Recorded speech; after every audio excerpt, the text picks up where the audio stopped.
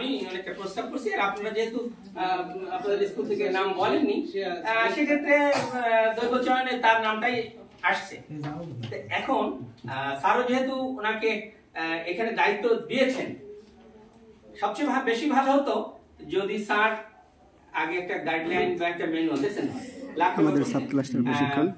তো যদি একটা গাইডলাইন বা আমরা একটা ম্যানুয়াল অথবা অডিও এই ভিডিওতে আমরা দেখাতে পারতাম, প্রজেক্টরে দেখাতে পারতাম, তাহলে প্রশিক্ষণটা আরো সহজ এবং সুন্দর হতো, ফলপ্রসূ হতো। বাট যেটুকু আমাদের আছে এই এই স্বল্প পরিসরে এইটাকে আমরা পজিটিভলি নেব।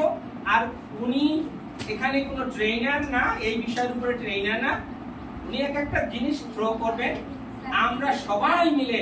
হ্যাঁ বলেন। স্যার কিন্তু ইংলিশে ট্রেনার এবং স্যার আমার হেড স্যার অনেক দক্ষ। এখন স্যার যেখানে আছে সেখানে কিন্তু এই স্যার আমার হেড স্যার, কিন্তু এটা বোঝানোর দায়িত্ব আমার থেকে স্যার অনেক করে হাজার করে বুঝাই দিতে পারবে। এইজন্য এইটা স্যারের কাছে আমি বললাম, ঠিক আছে স্যার না স্যার এইটা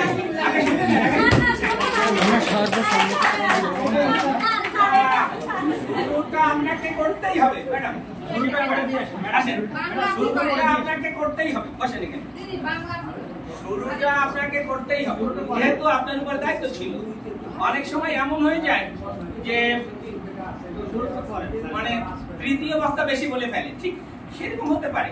যদি প্রসঙ্গে আসে শুরুটা আপনিই করবেন, প্রসঙ্গে যদি আসে তখন আমি কেন আপনাদের মধ্যে থেকে এই বাংলার উপরে ভাস্ট নলেজ থাকতে পারে, যা সেই ওখানে হাউসে এসে বুঝানো শুরু করবে।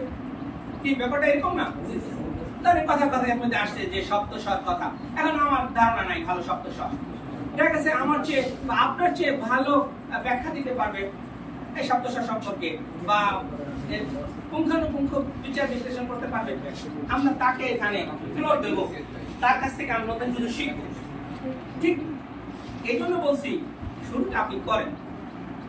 আর বলছেন যে হেড স্যার ভালো পারে না, অনেক সময় বাবার চেয়ে সন্তানরা কিন্তু ভালো পারে, আর সেই সন্তানদেরকে ফ্লোর দিতে হবে, সুযোগ দিতে হবে, যাতে তারা তাদের মধ্যে আত্মবিশ্বাস তৈরি হয়।